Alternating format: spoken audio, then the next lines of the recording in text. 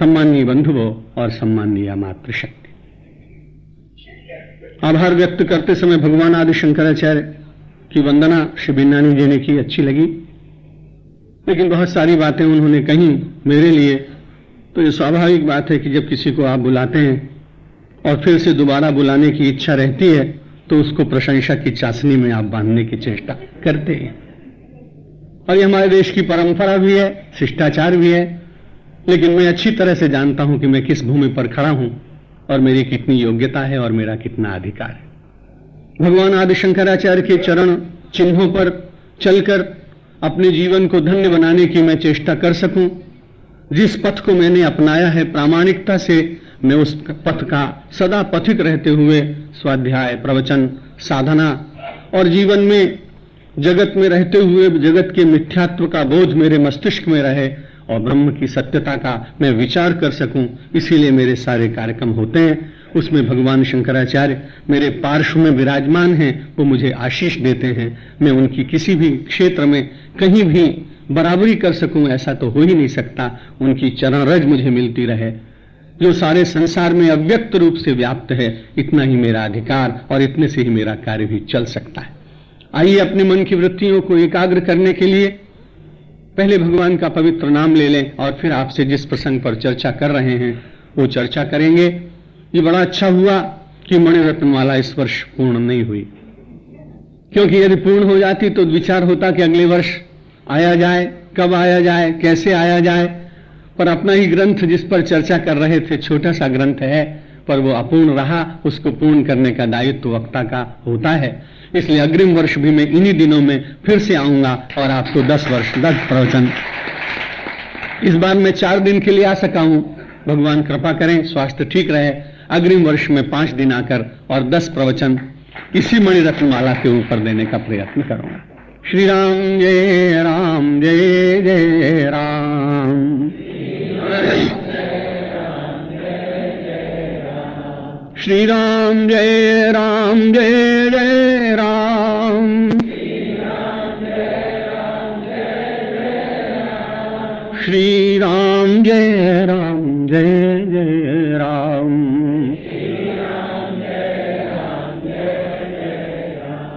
श्री राम जय राम, जय जय राम। श्री राम जय राम, जय जय राम।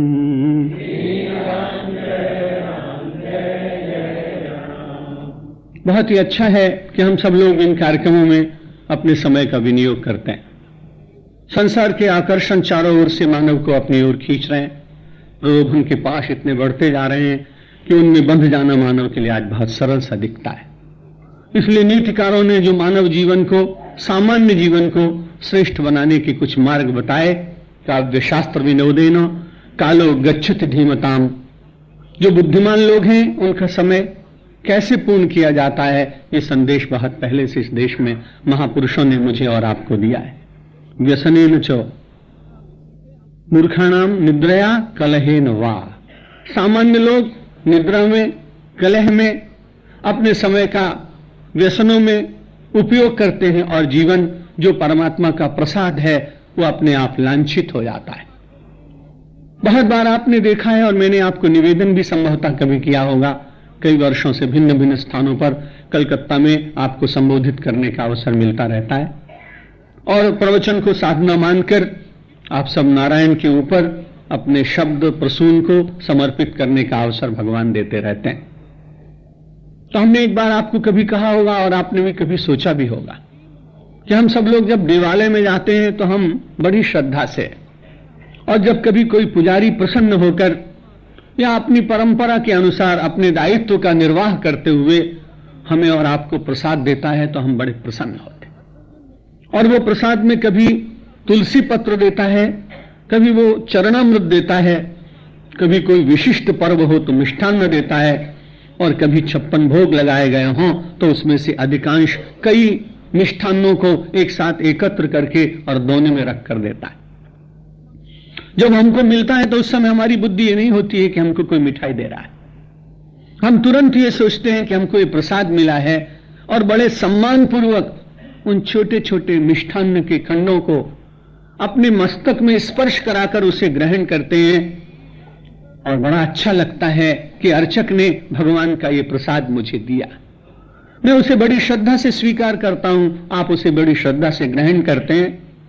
लेकिन कभी कभी बड़ा अचरज लगता है, एक अर्चक के द्वारा भगवान का प्रसाद मिले तो उसके प्रति मेरे और आपके मन में बड़ी सम्मान बुद्धि होती है ग्रहण करते समय।